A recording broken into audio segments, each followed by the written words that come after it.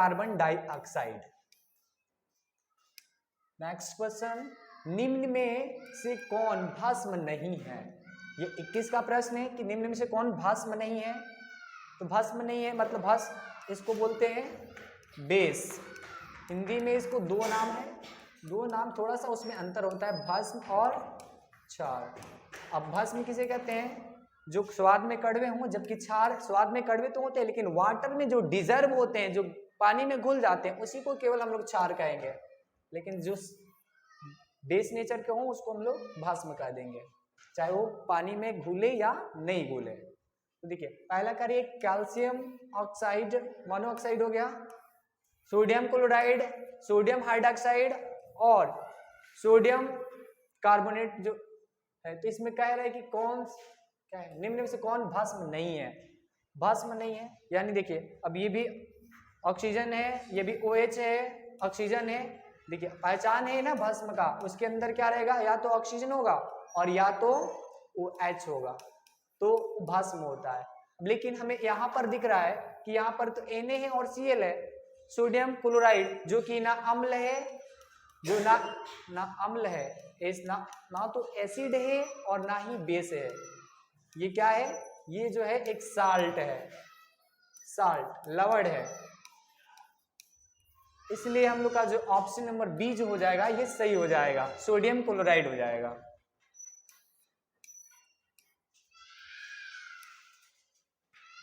सिरका में निम्न में से कौन सा अम्ल पाया जाता है?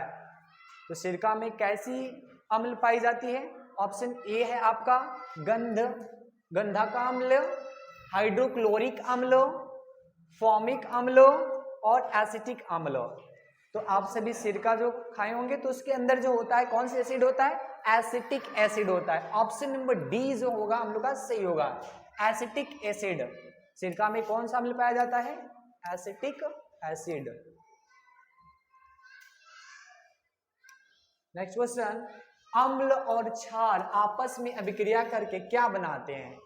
यानी अम्ल एसिड को और बेस को आपस में रिएक्शन कराया जाएगा तो क्या बनाएंगे? ऑप्शन ए कह रहा है प्रबल क्षार, प्रबल अम्ल, लवण और क्षार।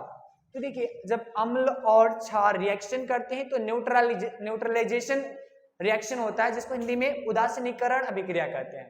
तो जब जैसे कि आप देख लीजिए NaCl एक कैसे बनता है आपको पता है ना, HCl प्लस H2O, इसका रिएक्शन कर दीजिए।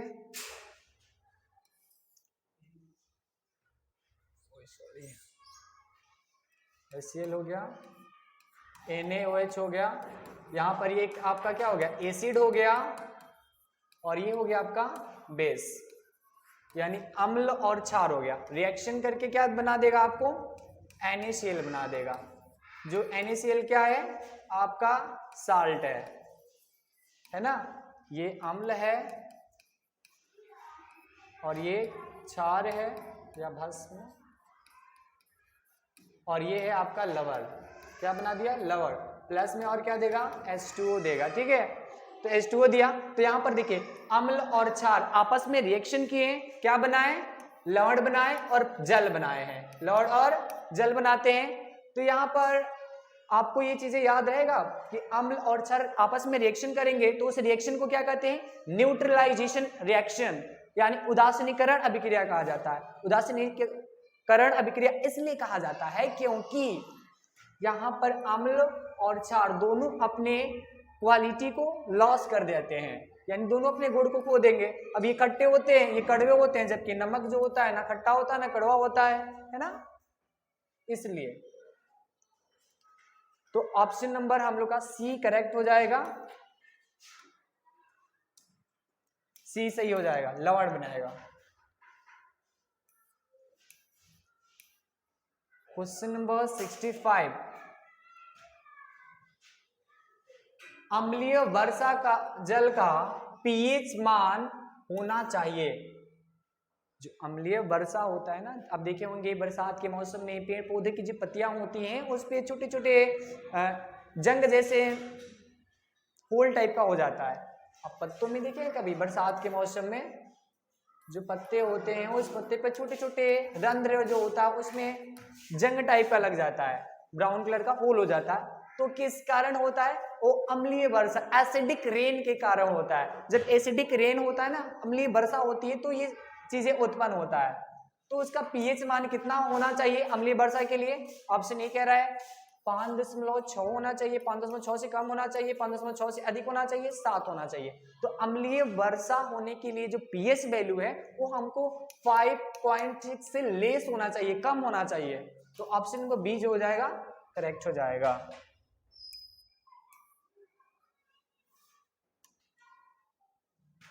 निम्नांकित में कौन प्राकृतिक सूचक है?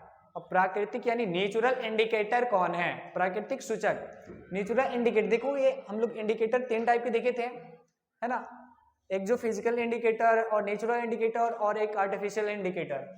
तो देखिए इसमें हमें नेचुरल देखना है कि कौन है। ऑप्शन ए हल्दी कह रहा है, ऑप्शन बी मेथिल ऑरेंज और ये फेनोक्लोफिलीन और इनमें से कोई नहीं। तो देखिए नेचुरली कौन ऐसा इंडिकेटर आपको इसमें दिख रहा है? ये तो मेथिल ऑरेंज ये भी नहीं है, ये सब केमिकल है और ये तो होगा ही नहीं। यानी हल्दी जो है वो हल्दी नॉर्मल क्या है?